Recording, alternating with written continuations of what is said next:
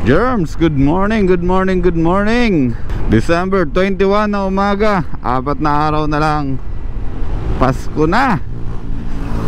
Woo! Good morning po sa lahat ng aming mga taga-suporta, mga taga-subaybay dito sa aming YouTube channel. Merry Christmas po sa inyong lahat. At gayon din po sa aming mga followers sa aming Facebook page, JR Motorworks. Maraming salamat sa walang sawang suporta. Ngayong araw, pag-uusapan naman natin yung isa sa pinaka-importanteng accessories na nilagay natin dito sa motor natin. Yung ating ilaw, specifically yung ating TDD laser gun and TDD Night Ranger. Ayan, kung maalala nyo, kinabit natin yung ating TDD Night Ranger at itong TDD laser gun. Nirewire natin ito dun sa may Pampanga nung nakaraang ADB 160 1 year anniversary. Ayun, dun tayo nag-wiring nitong ano natin, itong mga ilaw natin. Ayun, yung nakarang araw nag-camping kami sa may bandang bundok na ng Antipolo. Hindi ko alam kung saang lugar to, pero search nyo na lang yung Camp4 campsite. Ayan, nag-camping kami dyan at dyan natin na-experience yung sobrang dilim, sobrang tarek na daan papunta dun sa campsite na pinagtuluyan namin. Ngayong araw, ipapakita ko sa inyo kung gaano kahalaga yung ilaw na ikinabit natin dito sa motor natin. Ipapakita ko sa inyo kung bakit tayo naglalagay ng mga auxiliary light sa motor natin. Kasi sabi ko nga sa inyo last time na ang mga kinakabit natin sa ngayon ay yung mga importanteng bagay. Mga importante yung magagamit natin sa pagmumotor natin, magagamit natin kung saan tayo pumupunta, magagamit natin na dagdag safety sa atin bilang mga nagmumotor. Ayan, itong una ipapakita natin yung video natin kung gaano ba kaliwanag itong TDD laser gun. Itong kulay dilaw, ayan, papakita ko sa inyo dito sa clip na to kung ano yung nagagawa niyang liwanag dito sa daan natin. Ayan, tingnan natin. Okay, baka dito natin matesting yung ilaw natin na TDD Night Ranger. Ito yung gumagana ngayon, ito yung TDD laser gun natin. Ngayon papaganahin natin yung TDD Night Ranger natin. Ito, after nitong ano, ayan, papatayin ko yung laser gun, tapos papaganahin natin yung Night Ranger natin. Teka, may tao, baka masilaw. Dito. Ayan, wala nang tao. Ayan, ito yung TDD Night Ranger natin. Nakailaw lahat yan. Nakailaw lahat nung modes nya. Mamaya sa mas madilim na lugar, papaganahin din natin yung iba pa, yung ibang modes. Sa ngayon, yun muna yung sample natin ng ating TDD Night Ranger. Baka kasi masilaw yung mga kasalubong natin. Doon tayo sa walang tao. Ngayon, ito naman yung ano natin, yung low na dilaw ng Night Ranger, tapos yung laser gun natin, naka-combine na yan. Yung malawak, yan yung Night Ranger. Yung naka-spot dun sa unahan, yan yung laser gun. Teka, concentrate muna tayo sa pagdadrive. Palusong ito eh, baka mawala tayo sa focus. Malamig dito. Okay, ulitin natin. Night Ranger natin, ito. Yan o. Ito yung Night Ranger natin. Tapos laser gun natin, ito. Sobrang laki ng pinagkaiba ng ilaw natin sa TDD laser gun tapos TDD Night Ranger. Itong TDD laser gun, ano to eh, kulay white talaga original nito. Pero meron na siyang kasamang yellow lens. Yan, kaya nagkaroon siya ng yellow na outcome, or yung buga niya nagiging yellow. Pero originally yan, pag tinatanggal mo yung lens, kulay white talaga yan. Tapos ang buga niya kasi ay parang floodlight. Parang floodlight yung buga niya. Ibig sabihin ng floodlight, sabog talaga yung buga niya. So kahit nakatutok yung ilaw natin pababa, meron pa rin part na naaabot niya pa rin yung mataas na area. For example, mga second floor na bahay, ganun kataas yung naaabot niya kahit nakatutok siya sa baba. Kaya kung maaalala nyo, nung nakaraan may nagko-comment dun sa last video natin, yung na-checkpoint tayo, na kaya daw tayo nasita kasi sobrang taas daw ng ilaw natin. Ano yun, floodlight kasi yun. Pag floodlight kasi ang buga niya pasabog talaga. expected natin na meron pa rin talagang masisilaw kahit nakatutok sa baba yung ano natin, yung ilaw natin. Ang next naman natin na ipapakita sa inyo ay yung TDD Night Ranger natin. Eto, tingnan nyo maigi kung gaano kaliwanag yung ating TDD Night Ranger. Compare natin dun sa TDD laser gun natin or yung 4 bulbs natin. Ayan, compare natin dun sa ating TDD laser gun. Tingnan natin kung ano yung difference nila. Panoorin nyo yung video para makita nyo. Kalawis Patrol, okay. Wait lang. Ito ba yung ilog na nakita nyo? Ha? Kaya bukas na lahat na ilaw natin. Huwag ka na matakot. Nagre-record ba ako? Okay. Germs! Mga kuya, eto na. Eto na yung lugar na sobrang dilim. Dito papunta sa camper campsite. May mga ano dito, ito. May mga Christmas decor dito banda rito. May mga ano, school yata to o pabahay. Pero sa part ng iba sobrang dilim. Tapos nakakita nyo naman yung ano natin, nakakita nyo naman yung tawag nito, yung sakop ng ilaw natin. Talagang subok na subok natin dito yung TDD Night Ranger. Ayun, no? Sobrang dilim nyan. Kitang kita natin yung lubak. Tapos may mga aso. Kitang kita natin. May mga bahay din. May mga bahay din. Tapos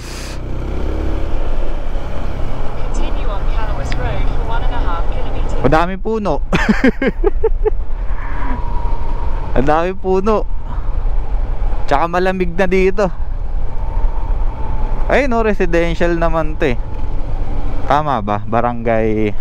Tingnan mo nga, basahin mo nga yan, Mal. Kalawis. Teka, may signal na. Huwag kang kabahan, kasama mo ako. Ayun na, may mga nagtitinda nga dito. Buti na lang, malakas yung ilaw ko. Ay, nako. Patay na natin yung ano, yung laser gun. Yan. Pinatay na natin yung, taas mo paa mo baka biglang tumakbo yung aso. Taas.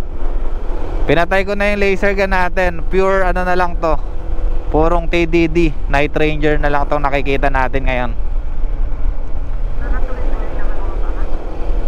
Tuloy-tuloy yan. Hindi lang nakita sa Google.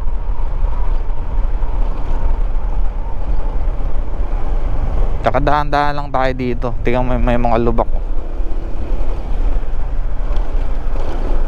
May signal ka? Meron. Ako may signal ako eh.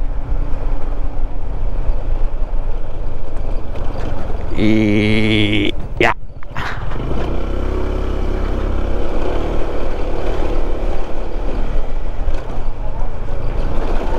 Diba? Ang laking tulong kapag malakas yung ilaw mo sa mga gantong lugar. TDD Night Ranger lang, malakas. Available yan sa JR Motorworks. Ang presyo natin ng TDD Night Ranger natin ay SRP pa rin 6.5.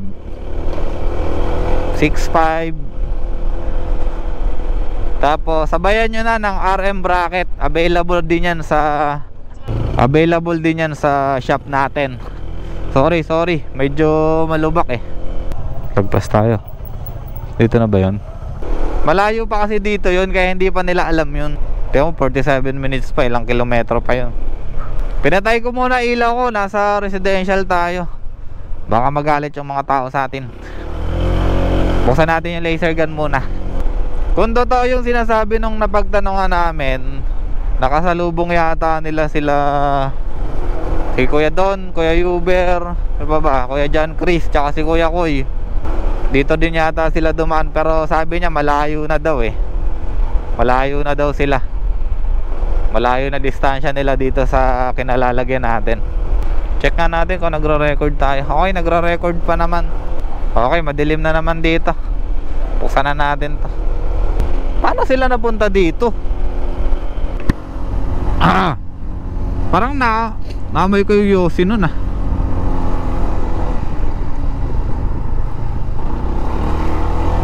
Ito may isang arko pa Ito yung Joseph.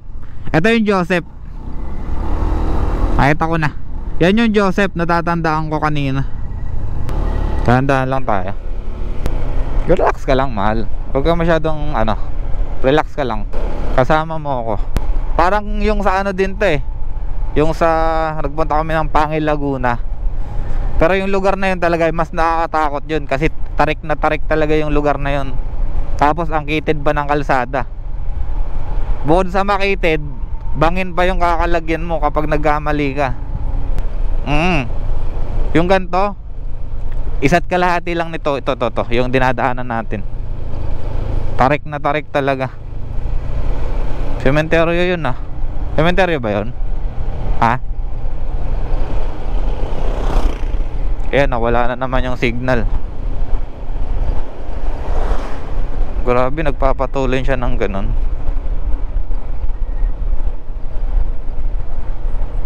Wait lang.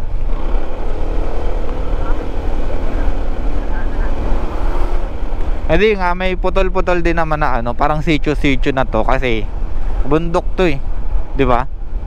Tapos may madadaanan tayo na rough road. May madadaanan tayo na rough road. 40 minutes pa. Hindi tayo pwede magmabilis, mahal, kasi baka madisgrasya tayo. Tiyan mo, banginayan tayo nandyan. Ay, may mga campsite. Ito yung sinasabi nila ng mga semi-rough road. Buti nga, wasable yung nila eh, yung lugar eh. Kahit pa paano, kung gantong gabi yung biyahe mo, hindi ka mangangamba kasi may paano ito, may patutunguhan ka. Kung hindi natin sila makita ngayong gabi, edi pupunta tayo sa ibang campsite. Doon tayo tutuloy. Ay, bye. Sino kaya inaantay nun? Parang galit eh, parang nag-aantay ng asawa eh.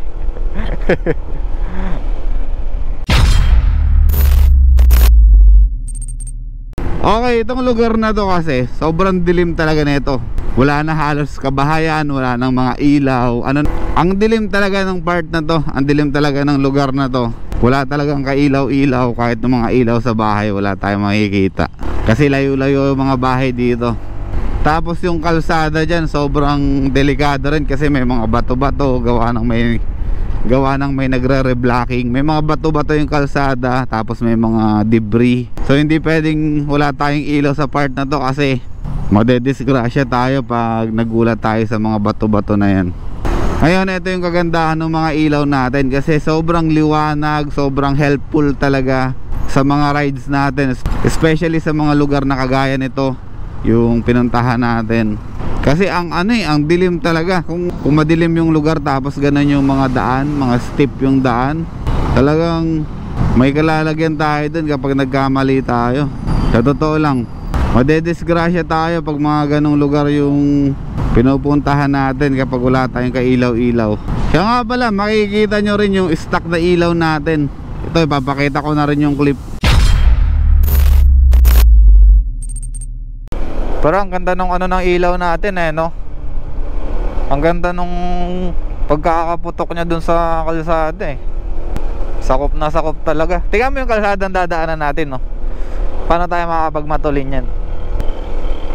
O satisfied na ba kayo sa ilaw ng TDD Night Ranger natin? Ayan lang naman yung sakop nyo. Subukan natin patayin. Ayan o. Diba? Yan yung niya, stock ilaw niya. Tapos ito yung laser gun natin. Tapos ito yung Night Ranger natin. O, diba?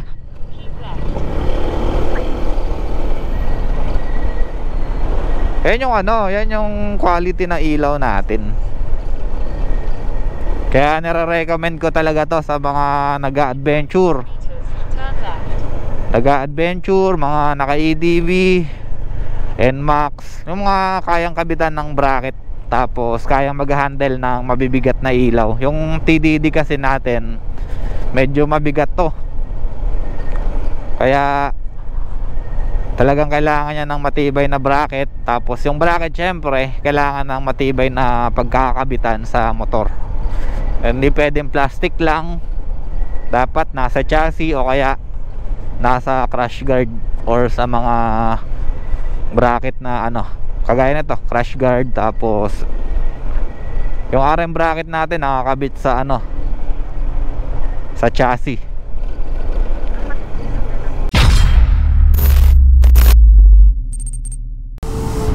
Ito yung stock na ilaw natin dun sa lugar na madilim.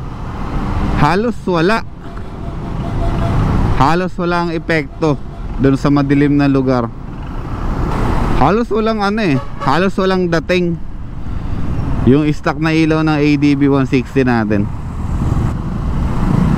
Kaya ito recommended ko talaga na mag-add tayo ng auxiliary light para sa mga motor natin. Kahit anong motor yan, re-recommend ko sa inyo na mag-add tayo ng auxiliary light para naman additional safety natin, para sa atin, para sa ibang nakamotor, tapos sa mga nakakasalubong natin sa daan, sa mga nakakasabay natin. Additional safety yun para sa lahat. Meron nga din pala kaming nakasabay doon, naka mini driving light din siya, yung kulay dilaw. Compare dun sa TDD Night Ranger, siyempre mas maliwanag yung Night Ranger natin. Pero at least yun, may additional siya na ilaw, may additional siya na safety para sa kanya. Kinumpare ko nga yung ano kinumpare ko nga yung ilaw niya tsaka yung ilaw natin. Okay din naman, maganda rin naman yung kanyang ilaw. Basta may additional na ilaw, okay na yan. Kaya sa totoo lang, ini-encourage talaga naman yung ibang rider na magpakabit ng additional light or auxiliary light para sa kanilang mga motor for their safety, para sa mga ganong sitwasyon, sa mga ganong bagay, mga hindi natin inaasahan na kalsada, meron tayong bala, meron tayong magagamit. Ngayon ito, ipapakita ko naman sa inyo kung ano yung wiring na ginagawa namin sa shop, kung ano yung itsura ng pagkaka-wire natin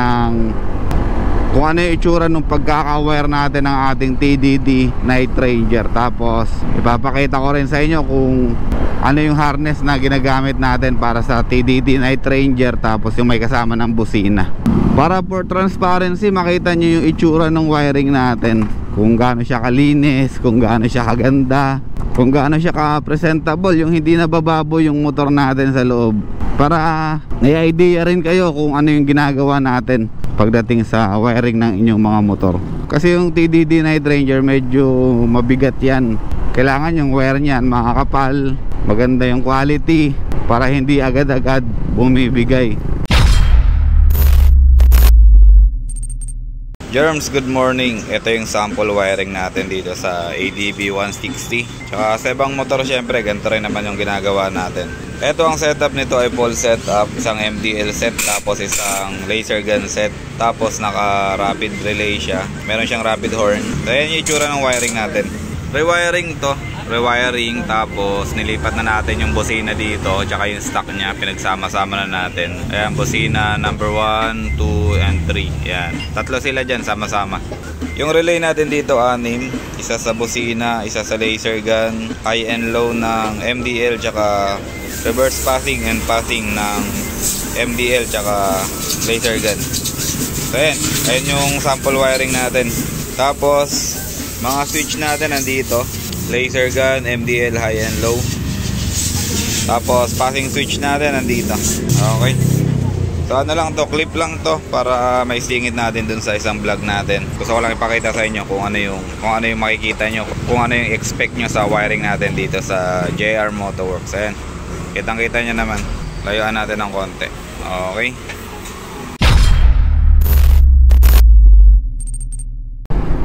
Siya nga pala yung TDD Night Ranger natin, meron niyang warranty sa TDD Philippines na 1 month. Kaya meron niyang warranty. Kasi may mga case naman na nagkakaroon ng mga pundido, hindi naman natin maiwasan yun. Pinapalitan ng TDD yun, huwag kayong mag-alala, 1 month. Kaya itong sa akin nung time na yun, binabad ko talaga. Siguro mga kulang-kulang 1 hour nakabukas yung ano natin, yung TDD natin. Nakabukas lang yan, di natin pinapatay all the way dun sa biyahe natin papunta dun sa campsite. Yung nag-start na yung madilim na lugar, ayun, binuksan na natin. Kaya Halos mag-iisang oras binabad ko yung ilaw natin. Wala namang nangyari. Okay naman. Hindi naman napundi. Successful naman yung testing natin nung Night Ranger natin. Okay, sa mga gustong magpa-wiring, magpa-rewire or magpakabit ng ilaw, busina, punta lang kayo. Message lang kayo sa JR Motoworks, sa Facebook page namin for scheduling. Ini-schedule natin yung mga installation natin, gawa ng nagpapatong-patong tayo sa shop para hindi naman kayo magantay ng matagal. Pero hindi naman ganong katagal yung scheduling natin. Hindi naman ganong kahaba yung aantayin. Hahanapan lang natin ng araw na bakante. Okay, message kayo sa JR Motoworks, makakausap nyo doon yung ate ko, si Ate Tina. Ayan, siya yung mag-accommodate ng inyong mga reservation tsaka mga schedule. Ibigay nyo lahat ng details ninyo, kung ano ipapakabit, kung anong klaseng package. Ipapaliwanag naman sa inyo ni ate lahat yan. Okay, so kita-kita ulit tayo sa susunod na video natin. Magbubukas na ako ng shop. Ay, hindi pa pala, mag-wiring muna pala ako dito. May preparation tayo. Okay, so kita-kita ulit tayo sa susunod na video natin. Jeff Rocks out.